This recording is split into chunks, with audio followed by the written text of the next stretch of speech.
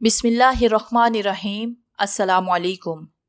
हमारे चैनल कहानी hub official में खुशामदीद। नाजरीन, मैं आज आपके लिए इंतहाई खौफनाक और दिलचस्प कहानी लेकर आई हूँ। लेकिन कहानी शुरू करने से पहले आपसे गुजारिश है कि अगर आपने हमारा चैनल सब्सक्राइब नहीं किया तो आप हमारे इस चैनल को सब्सक्राइब कर लीजिए और बेल आइकन को भी प्रेस कर लें ताकि हर नई आने वाली वीडियो बआसानी आप तक पहुँच सके। पेशे खिदमत है नावल कब्र का बेटा, एपिसोड नंबर 4। भाई मैं जिंदा हूँ। मैंने उसे बताने की कोशिश की मगर वो मेरी तरफ से कतई लापरवाह होकर तिलावत करने में मसरूफ रहा। जैसे जैसे कुरान मजीद की तिलावत के अल्फाज मेरे कानों में पड़ते जा रहे थे, मैं लम्हा ब लम्हा पुरसुकून होता जा रहा था। मेरी कैफियत अंदरूनी तौर पर इस कदर तेजी से तब्दील हो रही थी कि मैं खुद हैरान था। कुछ लम्हात पहले जो जहनी खलफिशार था वो खत्म हो चुका था। इस वक्त मैं अपने आप को बहुत पुरसुकून महसूस कर रहा था। इसने अपनी तिलावत मुकम्मल की और उठकर बाहर निकल गया। ये सिर्फ मेरा एहसास था क्योंकि आंखें बंद होने के सबब मैं कुछ देख नहीं सकता था, लेकिन महसूस सब कुछ कर रहा था। फिर मुझे गुस्ल देकर कफन पहना दिया गया। मैं कितना चीखा चिल्लाया लेकिन किसी एक ने भी मुझ पर तवज्जो न दी। हर एक संगदिल अपने अपने काम में मसरूफ रहा। मुझे कफन पहनाकर मेरा जनाजा तैयार कर दिया गया। न जाने कितने लोग उस वक्त यहाँ पर मौजूद थे। हर बार कोई न कोई नई आवाज मेरे कानों में पड़ रही थी। बाबा और राजू कहाँ थे, इस बारे में मुझे इल्म न था। अगर वो दोनों यहाँ पर मौजूद होते तो मुझे इल्म ना हो सका था क्योंकि मैं देखने की सलाहियत से महरूम था, लेकिन सुन जरूर सकता था। सारा काफिला मेरे जनाजे को लेकर चल पड़ा। मुझे बार बार झटके महसूस हो रहे थे, जैसे कि मेरा जनाजा उठाने वाले बार बार जगह तब्दील कर रहे हों।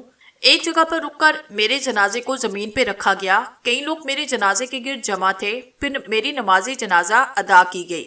नमाज जनाजा से फारिग होकर एक बार फिर लोगों ने मेरे जनाजे को उठाया। वहां से उठाकर किसी गाड़ी में मुंतकिल कर दिया गया। गाड़ी के स्टार्ट होते ही मुझे अंदाजा हो गया कि ये कोई बस है। तकरीबन 40 मिनट तक बस मुख्तलिफ सड़कों पर दौड़ती रही। उसके बाद एक जगह पर रुक गई। मेरे अंदाजे के मुताबिक बस को कब्रिस्तान के गेट पर रोका गया था। मेरे जनाजे को बस से उतारकर लोगों ने अपने कंधों पे उठाया और उसे उठाते हुए कब्रिस्तान के ऊंचे नीचे रास्तों पर चलने लगे। कोई 15-16 मिनट बाद ही ये लोग एक जगह पर रुके। मेरे जनाजे को जमीन पे रखा। अब शायद ये लोग मुझे दफनाने की तैयारी कर रहे थे, लेकिन क्या कभी जिंदा इंसानों को भी दफनाया जाता है? मैंने एक बार फिर पूरी कुव्वत से चीखने की कोशिश की, लेकिन नतीजा कुछ भी ना निकला। पहले मेरे जनाजे पर से कपड़ा हटाया गया, फिर मेरे मुंह पर से कफन उठाया गया। कफन के मुंह पर से हटते ही मैंने लाशऊरी तौर पर आंखें खोलने की कोशिश की थी, मगर बेसूद। मेरी बेबसी मुझे मुस्तकिल चराने पर तुली हुई थी।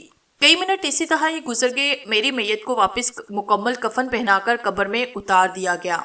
मेरे कानों में मुसलसल कलमा शहादत की आवाजें पड़ रही थी। साथ साथ मुझे ऊपर हल्की हल्की मट्टी गिरने का एहसास हो रहा था।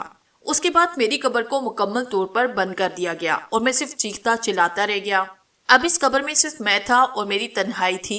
मैं जिंदा इस कब्र में दफन हो चुका था और कोई यहाँ पर मेरा मददगार न था।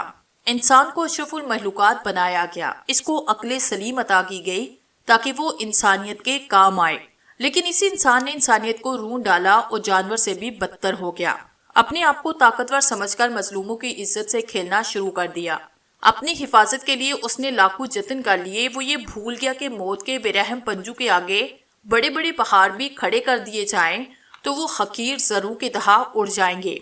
मौत के आगे इंसान कितना बेबस है। मैं उस वक्त इस कदर बेबस था कि अपनी इस बेबसी पर आंसू भी बहा न सका। मैंने जितना करीब से मौत को देखा, क्या कोई इंसान इसका तस्वुर कर सकता है?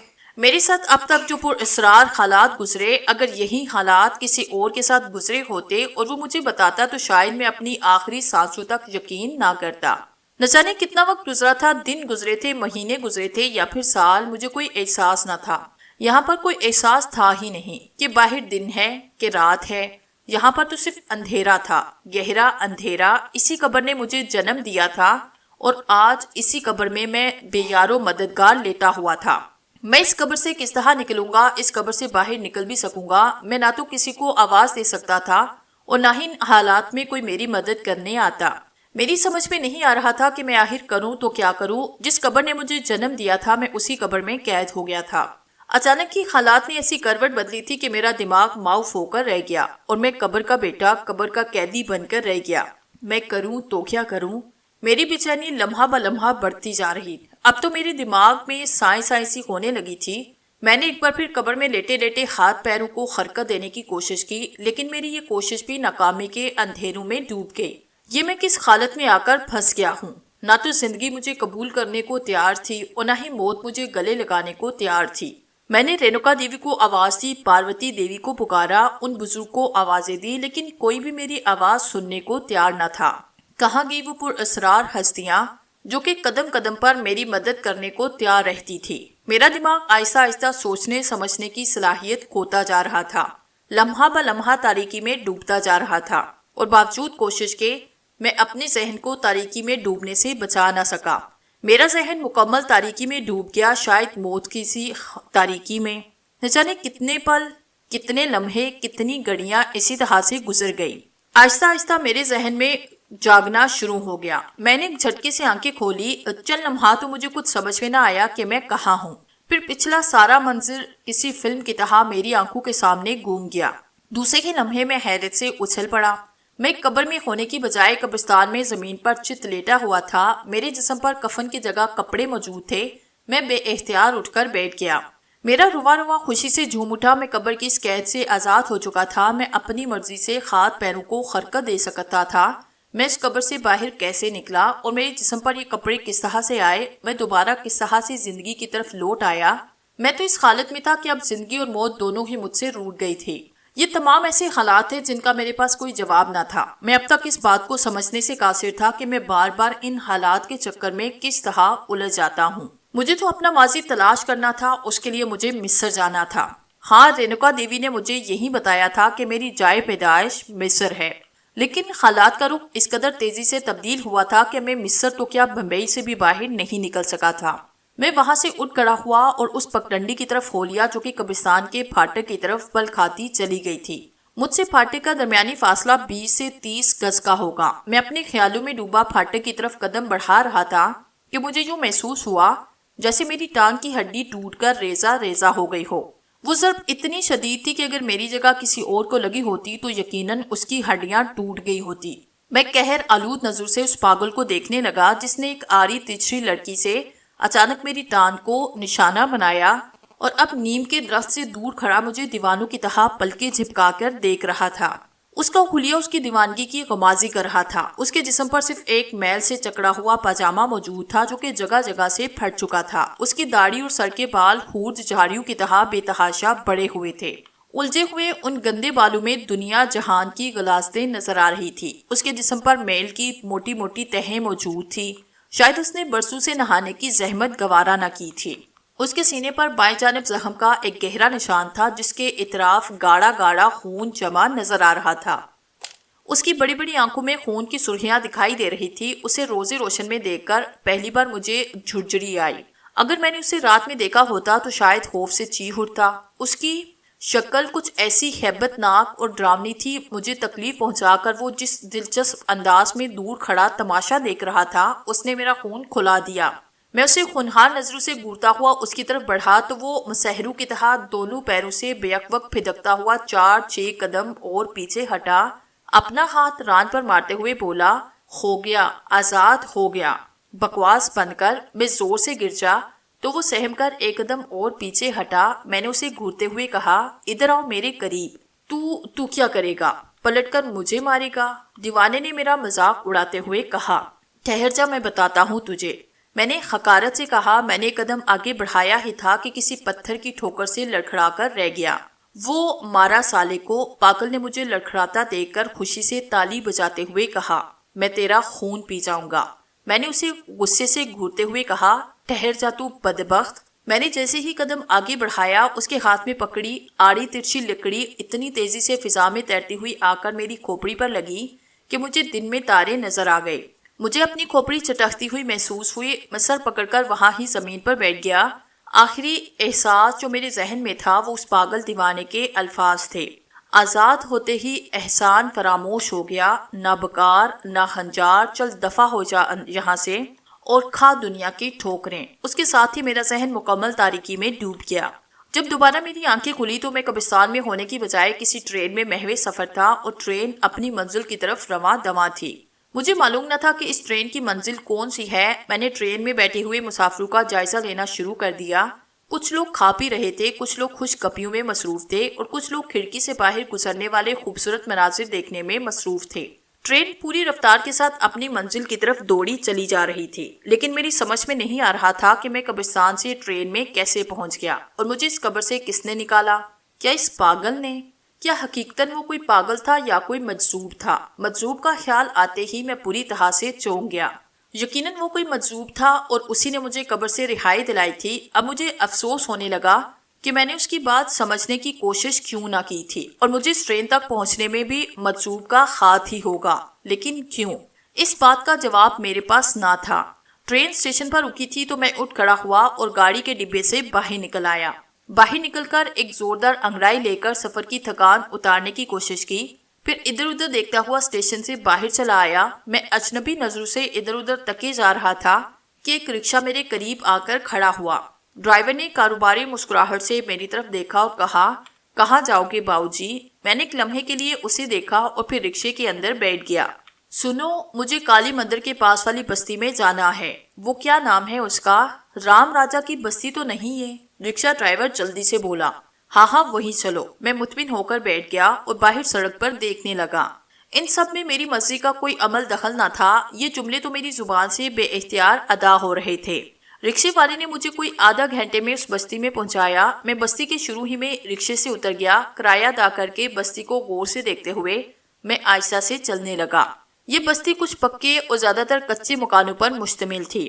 آتے جاتے لوگوں کو دیکھ کر مجھے یہ اندازہ لگانے میں دیر نہ لگی کہ یہ غریب اور محنت کش لوگوں کی بستی ہے، جہاں پر ہندو اور مسلمان دونوں ہی آباد تھے۔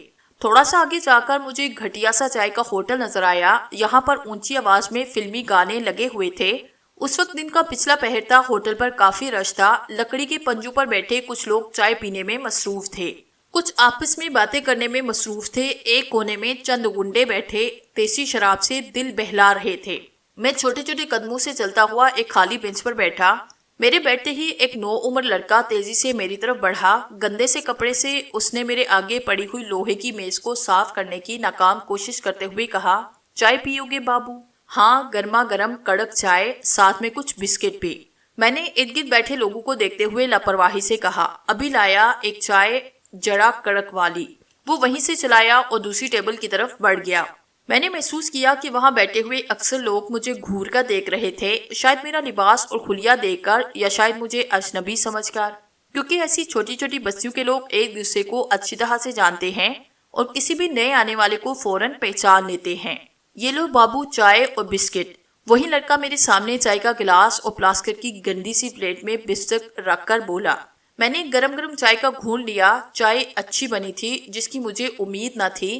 میں بسکٹ کھاتا رہا اور چائے پیتا رہا، ساتھ ہی ساتھ وہاں بیٹھے لوگوں کا جائزہ لیتا رہا۔ چائے ختم ہو گئی تو میں نے ایک اور چائے منگوائی اور پھر آہستہ آہستہ پیتا رہا۔ چائے ختم ہوئی تو میں کاؤنٹر کی طرف بڑھ گیا۔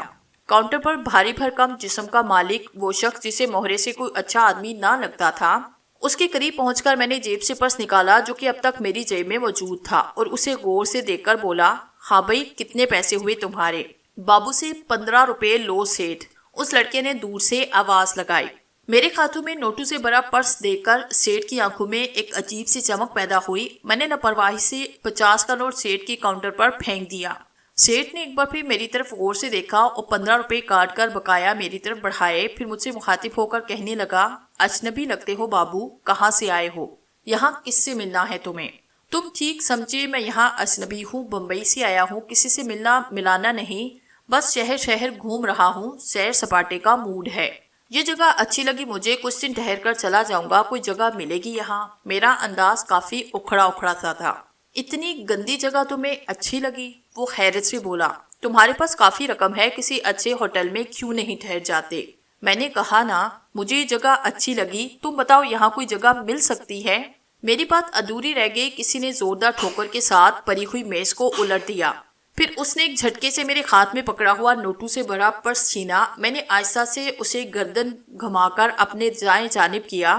آسمانی رنگ کی جین کی پینٹ شرٹ میں ملبوس ایک باڈی بلڈر ٹائپ آدمی پرس پکڑے کھڑا تھا۔ میرے کانوں میں ارد گرد سے ابھرنے والی کئی آوازیں پڑی۔ جگو دادا آ گیا، نکلو یہاں سے، اب ضرور دنگا ہوگا۔ میں نے نظریں گھما کر دیکھا تو بہت سے چہروں پر خوف کے سائے منڈلاتے ہوئے نظر آئے۔ اس جگہ دادا کی یہاں کافی دہشت ہے۔ میں نے اپنے دل میں سوچا، بہت مال ہے تیرے پاس بھائیے، اور بھی ہے یا بس یہی تھا؟ وہ پرس میں سے نوٹوں کو نکال کر مسکرا کر بولا، تجھے ضرورت تھی تو مجھ سے مانگ لیتا، خیرات کرنا تو میری عادت ہے۔ میں نے لاپرواہی سے اسے دیکھ کر کہا، اوئے کیا بکتا ہے، میرا نام جگو ہے، جگو، میں مانگتا نہیں، چھین لیتا ہوں۔ وہ غصے سے کسی پاگل ہاتھی کی طرح چنگارا۔ اسے غصے میں دیکھ کر وہی 5-7 نوجوان جو کہ کونے میں بیٹھے شراب پی رہے تھے اپنی جگہ سے بھاگتے ہوئے جگو کے پاس پہنچے۔ میں نے طنزیہ انداز میں ہنس کر اسے دیکھا۔ اچانک جگو نے اپنا ہاتھ آگے بڑھایا۔ اس سے پہلے کہ اس کا ہاتھ میری گردن تک پہنچتا وہ میری گرفت میں آ چکا تھا۔ اوئے جگو کا ہاتھ روکتا ہے، سالے تیری یہ جرت! جگو غصے سے لال پیلا ہو کر بولا، میرا منہ کیا دیکھ رہے ہو، پکڑو اس سالے کو، جتنا بھی مال ہو سارا چھین لو۔ میں نے گردن گھما کر اس کی طرف دیکھا۔ ایک لمحے کے لیے میری آنکھوں میں ناچتی ہوئی وحشت دیکھ کر جگو کے اوسان خطا ہو گئے۔ میری آنکھوں میں پھیلی خون کی سرخی دیکھ کر وہ ایک دم پیچھے ہٹ گیا۔ میں نے کہا تھا نا کہ دوبارہ بدتمیزی مت کرنا، ابھی بھی کہا تھا، اتنی جلدی بھول گئے؟ بدتمیز، اور وہ بھی شیر دادا کے ساتھ؟ لگتا ہے تم زندگی سے اکتا چکے ہو۔ میرے دماغ میں کسی زخمی درندے کی گراہٹ محسوس ہو رہی تھی، مگر شاید جگو کے ساتھی نشے میں اسے محسوس نہ کر سکے، اسی لیے وہ ایک دم ہی مجھ پر ٹوٹ پڑے تھے۔ مگر مجھ پر کہاں، میں تو فضا میں کلا بازی کھاتا ہوا دوسری طرف جا کھڑا ہوا تھا۔ وہ سب آپس میں ہی ٹکرا کر رہ گئے۔ پھر میں نے انہیں مزید موقع دینا بے وقوفی سمجھا۔ بجلی کسی تیزی سے میرے ہاتھ پاؤں حرکت میں آئے اور چند ہی منٹ میں وہ سب زمین پر پڑے کڑا رہے تھے۔ پھر جگو کی بھی شاید قسمت خراب تھی، وہ خنجر لے کر مجھ پر حملہ آور ہوا۔ میں نے ایک جھکائی دے کر خنجر والے ہاتھ پر ایک زوردار ٹھوکر لگائی تو خنجر اس کے ہاتھ سے چھوٹ کر دور جا گرا۔ تب میں نے جگو کو اپنے جوتوں کی ٹھوکروں پر رکھا۔ سارا ہوٹل اس کی چیخوں سے گونج رہا تھا۔ میرے پاؤں مشینی انداز میں حرکت کر رہے تھے۔ ہوٹل میں موجود تمام لوگ ایک طرف کھڑے ہو کر یہ ناقابل یقین منظر دیکھ رہے تھے۔ ان کی آنکھوں میں مچلتی حسرت دیکھ کر مجھے یہ سمجھنے میں دیر نہ لگی کہ جگو اس بستی کا ناقابل شکست آدمی تھا، جیسے میں نے محض پاؤں کی ٹھوکروں سے زمین چاٹنے پر مجبور کیا۔ بھگوان کے لیے مجھے क्षमा کر دو شیرو دادا، مجھ سے بڑی بھول ہو گئی، مجھے معافی دے دو۔ اچانک جگو میرے پاؤں سے لپٹ کر بولا۔ اس کا چہرہ خون سے لت پت تھا اور شاید جسم کی ایک ایک ہڈی ٹوٹ چکی تھی۔ میں نے آخری زوردار ٹھوکر لگا کر کہا، کتے کی دم تو نے اتنی دیر کیوں لگائی؟ شیرو دادا کو پہچاننے میں، حرامی! بس بھول ہو گئی مائی باپ۔ وہ دونوں ہاتھوں سے اپنے کان پکڑتے ہوئے بولا، آئندہ یاد رکھنا، شیرو دادا سے بدتمیزی کرنے والا زندہ نہیں رہتا۔ میں نے گرج کر کہا، بالکل یاد رکھوں گا میرے باپ، برابر یاد رکھوں گا۔ وہ جلدی سے آ کر میرے قدموں سے لپٹ گیا۔ میں نے دیکھا کہ وہاں پر بہت سے لوگوں کے چہرے خوشی سے چمک رہے تھے اور بہت سے چہروں پر خوف کے سائے لہرا رہے تھے۔ میں نے اپنی سرخ نظریں گھما کر ایک نظر ان لوگوں پر ڈالی۔ وہ مجھ سے نظریں چرا کر ادھر ادھر کھسکنے لگے۔ شیرو دادا، یہ آپ کا پرس۔ میں نے پیچھے مڑ کر دیکھا تو ہوٹل کا مالک زرد چہرہ اور کانپتے ہاتھوں سے میرا پرس تھامے کھڑا تھا۔ میں نے اس کی طرف دیکھا تو وہ بیچارہ خوف کے مارے تھوک نکلنے لگا۔ لاؤ، میں نے گرا کر کہا، اور میں نے تم سے پوچھا تھا یہاں رہنے کی کوئی جگہ مل سکتی ہے؟ شیرو دادا، یہ سارا ہوٹل آپ کے حوالے ہے، جہاں مرضی رہیں، میرا گھر حاضر ہے۔ وہ سامنے وہ ہاتھ جوڑ کر بولا۔ مائی باپ! اچانک جگو لڑکھڑا کر کھڑا ہو کر بولا، میرا ڈیرا حاضر ہے مائی باپ، اب وہاں چلے، آپ کو کوئی تکلیف نہ ہوگی، یہ نوکر آپ کا پورا خیال رکھے گا۔ وہ سینے پر ہاتھ رکھ کر بولا۔ میں نے ایک لمحے کے لیے اس کی پیشکش پر غور کیا، پھر فوراً ہی اسے قبول کر لیا۔ ٹھیک ہے، آج سے تم میرے دوست ہو، نوکر نہیں سمجھا، میں نے کھردرے انداز میں کہتے ہوئے اس کا کندھا تھپتھپایا۔ بڑی کرپا ہے مائی باپ جو مجھے اس قابل سمجھا آپ نے، وہ چہرے سے خون صاف کر کے بولا۔ میں نے اس کی آنکھوں میں جھانک کر دیکھا، اس کی آنکھیں اس کے لہجے کی صداقت کی گواہی دے رہی تھی۔ وہ جلدی سے آگے بڑھ کر اپنے ساتھیوں کی طرف منہ کر کے چلایا، اور ایک کتے کے بچوں، اٹھ جاؤ، اب بہت ہو گیا آرام، شیرو دادا کو سلام کرو، میرا مائی باپ ہے یہ، جلدی کرو۔ وہ سب گرتے پڑتے چوٹو کو سہلاتے اٹھے اور باری باری مجھے سلام کر کے میرے گھٹنوں کو چھو کر اپنی تابعداری کا اعلان کرتے ہوئے ایک طرف کھڑے ہو گئے۔ آؤ مائی باپ، ڈیرا تمہارا انتظار کر رہا ہے، جگو ہاتھ جوڑ کر آگے چلتے ہوئے بولا۔ میں باقاعدہ انداز میں چلتا ہوا جگو کے پیچھے ہوٹل سے نکل کر اس کے ڈیرے کی طرف چل پڑا۔ جگو کا ڈیرا کافی وسیع تھا، تقریباً 2 کنال کا ایک پلاٹ تھا جس کے ارد گرد 4 دیواری کی ہوئی تھی۔ درمیان میں 5 کمرے بنے تھے، یہ کمرے پختہ تھے۔ ایک کونے میں 2 بھینسیں بندھی تھی، ایک کونے میں ایک پرانی سی جیپ کھڑی تھی۔ میں نے سرسری نظروں سے ڈیرے کا جائزہ لیا، اس کے بعد میں نے جگو کی طرف دیکھا، وہ میری طرف دیکھ رہا تھا۔ مجھے اپنی طرف دیکھتا پا کر وہ جلدی سے بولا، مائی باپ یہ اپنا غریب خانہ ہے، مگر تمہیں یہاں کوئی تکلیف نہ ہوگی۔ یہ تم مجھے بار بار مائی باپ کیوں کہتے ہو؟ میں نے مسکرا کر اس سے پوچھا۔ اس لیے مائی باپ کہ جگو کو زندگی میں پہلی بار کسی نے شکست دی، اس لیے اب میں تمہیں مائی باپ کہوں گا۔ تم برا مت ماننا مائی باپ، وہ بڑی انکساری سے بولا۔ اچھا جو تمہاری مرضی کہو، میں نے ہنس کر کہا۔ فی الحال تو مجھے بھوک لگی ہے، کھانے کا بندوبست کرو۔ کیا کھاؤ گے مائی باپ؟ جو پسند ہو سب کچھ ملے گا۔ جگو میں مسلمان ہوں، ہر حلال چیز کھاتا ہوں، بس کوئی حرام شے مت کھلانا۔ میری بات سن کر ایک لمحے کے لیے جگو چونکا، پھر نارمل ہوا اور ہاتھ جوڑ کر بولا، فکر کی کوئی ضرورت نہیں مائی باپ، میں سمجھ گیا آپ کو دوبارہ بولنے کی ضرورت نہیں پڑے گی۔ آپ کمرے میں آرام کریں، میں تھوڑی دیر میں کھانا حاضر کرتا ہوں۔ میں سامنے والے کمرے کی طرف بڑھ گیا۔ 2 آدمی میرے پیچھے پیچھے اندر داخل ہوئے۔ کمرے میں پرانا قالین بچھا ہوا تھا، 2-3 تکیے پڑے ہوئے تھے۔ میں جوتے اتار کر ایک تکیے سے ٹیک لگا کر بیٹھ گیا۔ دونوں آدمیوں نے میری ایک ٹانگ سنبھالی اور دبانے لگے۔ میں نے انہیں روکنے کی کوشش بھی نہ کی۔ کوئی آدھے گھنٹے کے بعد جگو میرے کمرے میں داخل ہوا، اس کے ساتھ 3 آدمی اور بھی تھے۔ سب نے کھانے پینے کی مختلف چیزیں جو کہ لفافوں میں تھی اٹھا رکھی تھی۔ ایک آدمی نے ایک کونے والی الماری سے ایک بڑا سا دسترخوان نکالا اور اسے بچھا کر اس پر کھانا سجا دیا۔ کھانے میں جگو نے بہت تکلف سے کام لیا۔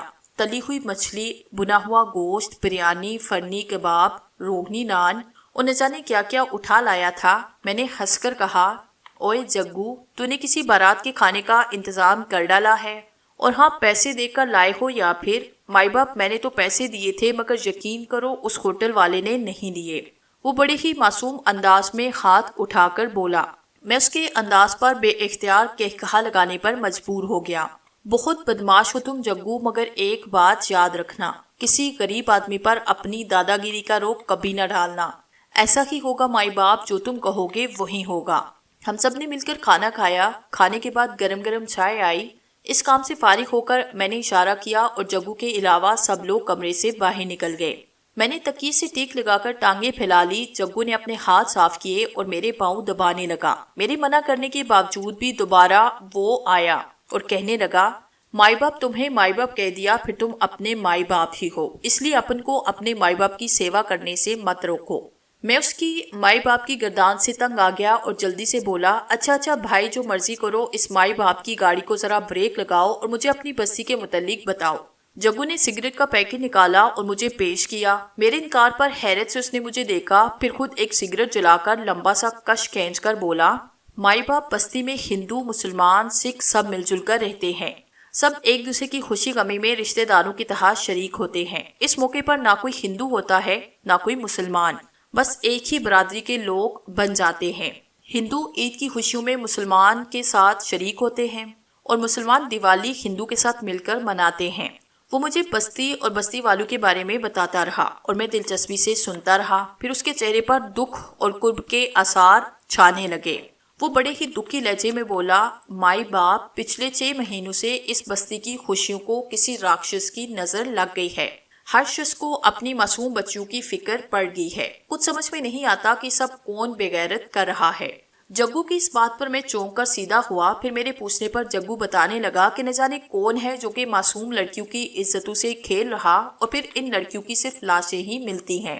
تم فکر نہ کرو جگو، اور بستی والوں کو بھی تسلی دینا، اب میں آ گیا ہوں نا، ان کا یہ مسئلہ بہت جلد حل ہو جائے گا اور ان کا مجرم ان کے قدموں میں ہوگا۔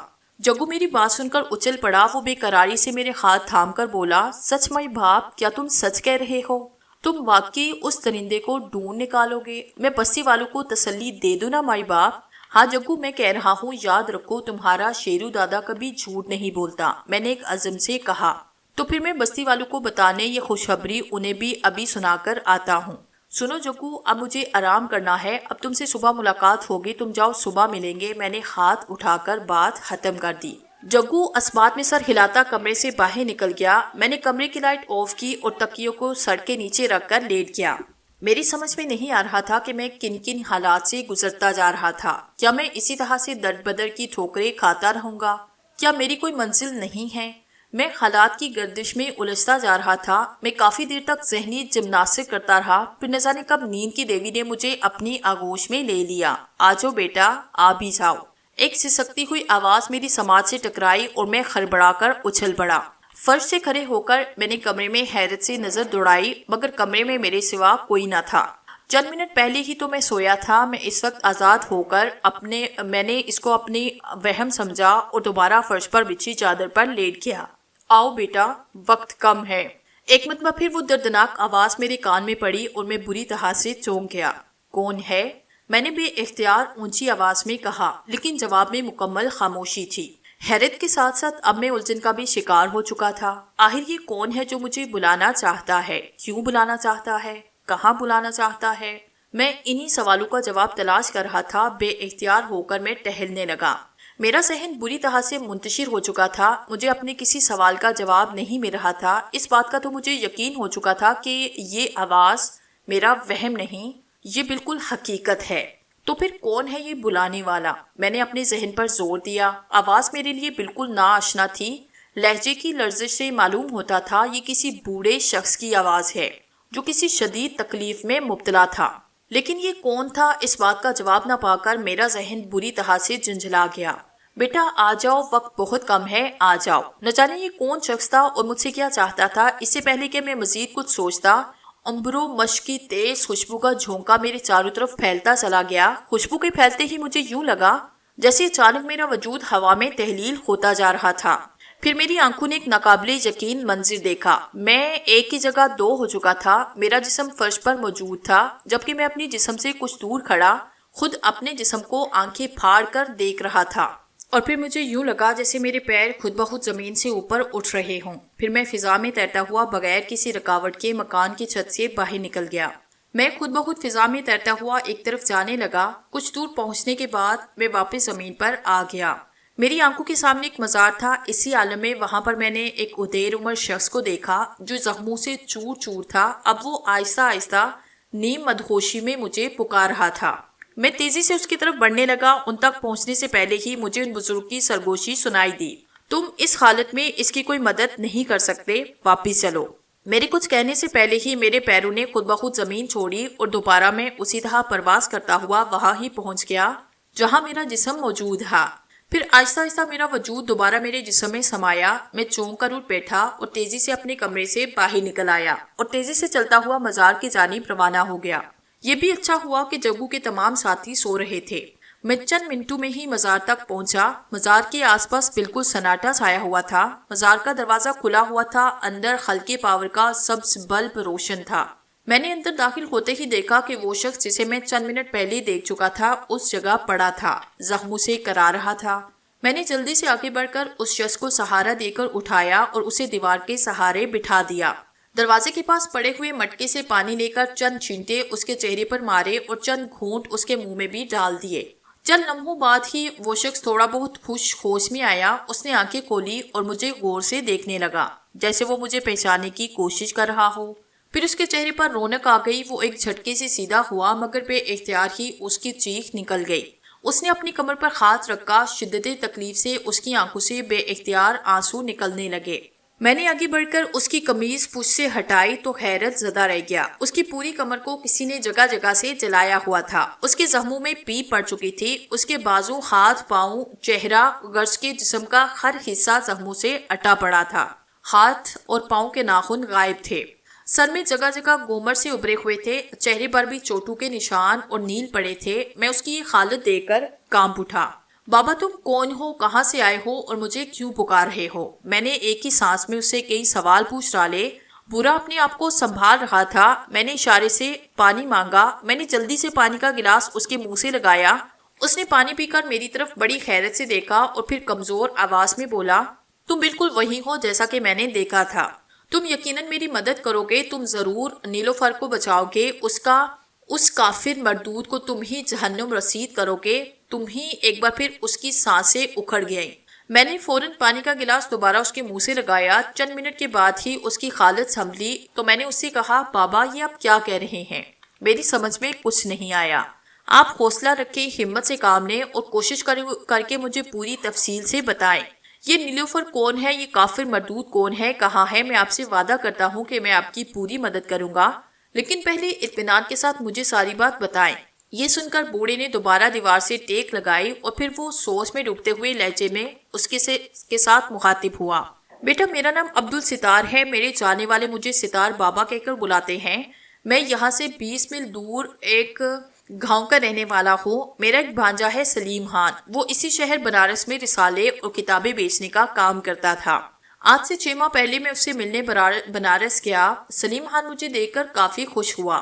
اس نے مجھے بتایا کہ اگر میں اس کے پاس نہ آتا تو وہ کچھ روز تک ایک ضروری کام سے میرے پاس آنے والا تھا۔ سلیم کے ماں باپ اس کی کم سنی میں ہی فوت ہو گئے تھے اور میں نے ہی اسے پال پوس کر بڑا کیا تھا۔ پھر ایک جانے والے کے کہنے سے میں نے اسے بنارس شہر میں ایک دکان بنا کر دی۔ میرے پوچھنے پر سلیم خان نے مجھے ضروری کام کے متعلق بتایا، جسے سن کر میرے رونگٹے کھڑے ہو گئے۔ میں نے اسے اس کام سے دور رہنے کی تلقین کی، مگر کہتے ہیں نا، عشق اندھا ہوتا ہے، اس پر کسی کی نصیحت کا اثر نہیں ہوتا۔ وہ گونگا اور بہرا بھی ہوتا ہے، اونچ نیچ ذات پات کچھ بھی نہیں دیکھتا۔ سو یہی کچھ سلیم خان کے ساتھ بھی ہوا تھا۔ اسی شہر بنارس میں واقع کالی ماتا کے سب سے بڑے مندر کی دیوداسی، جس کا نام فروا تھا، سلیم خان کے عشق میں گرفتار ہو چکی تھی۔